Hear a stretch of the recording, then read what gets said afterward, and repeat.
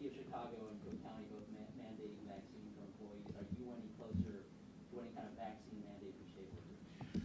Well, I want to remind you, we already have been pursuing that with regard to all of our most vulnerable patients, most vulnerable people that are under the care of the state of Illinois. So whether it's in our veterans homes or it's in our developmentally disabled facilities or others, we basically have been working with, for several weeks, with the unions to talk to them about how we might be able to implement that as of October 4th. And those are ongoing conversations.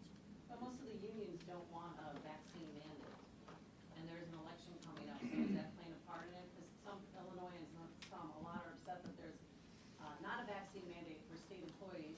You said that should be on a local level, that should be decided on a local level, but yet you're mandating masks for schools across the state of Illinois. No, that's inaccurate.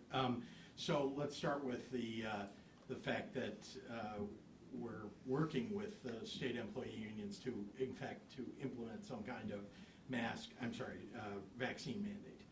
So that's that I just was talking about moments ago, and we're going to continue to encourage people to get vaccinated.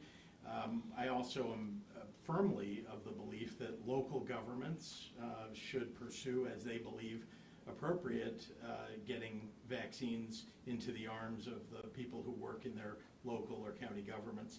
And we're going to continue to look at what we need to do at the state level to expand either mask mandates or vaccine mandates, again, based upon the need to lower the pressure on our hospitals. We now have in southern Illinois almost no ICU beds available. And there are 3 in Region 5. There are also 3 other regions of the state, 3, 4, and 6, where there are a minimal number of ICU beds that remain, and they're moving personnel around to try to deal with that. We also, at the state level, have provided personnel specifically to southern Illinois because a lot of, when you read about the number of beds that are available in a facility, it's really about how much staffing is available. It's not so much about the space that they have in their hospital. It's do they have the nursing staff and other support staff. So the state is in negotiations with the unions for a vaccine mandate for all state workers, or just a subset of workers? No, we've begun with, when you say a subset, these are the most vulnerable situations where we have staff that are dealing directly day to day with people who really have no choice but to be in those facilities and in very close direct contact with staff. And so, again, we're continuing to try to get everybody vaccinated across the state, including state workers. And as I said, a lot of the decisions that we've had to make about increasing our mitigations have been about making sure that we're keeping everybody across the state safe, but especially making sure that our hospitals are not overrun. There are some business owners who are vaccinated, their staff is vaccinated, they even require some of their patrons who come into their establishment to be vaccinated.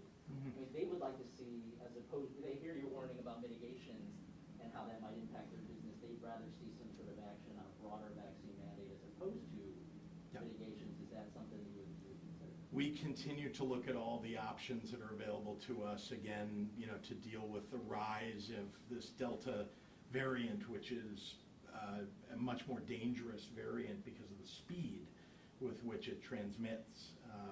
And so we're going to continue to look at that, and I've talked about the menu of options that are available to us, and we're going to look and implement those as needed. I wanted to ask you about that menu of options of mitigations that you mentioned yesterday. Are school closings part of that? Is school closings on that list of options? Because if so, that would be talking about mental health issues. That's not what parents want to hear and kids want to hear. Right. And so that's not on the list? Well, as you know, if all of a sudden we started to see that there was a widespread Delta or something that was overcoming, for example, the vaccines that people have already taken and sending people to the hospital who are already vaccinated, then we would have to look at a whole new set, at the bottom of the list, the things that we left far in the distance last year.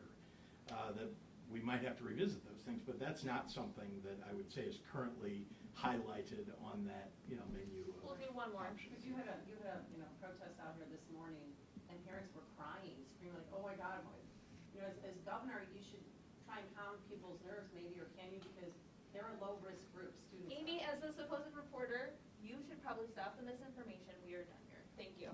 Thank you. You know how you prevent schools from being closed? You stop complaining about mask wearing. Okay, look like, send me some studies.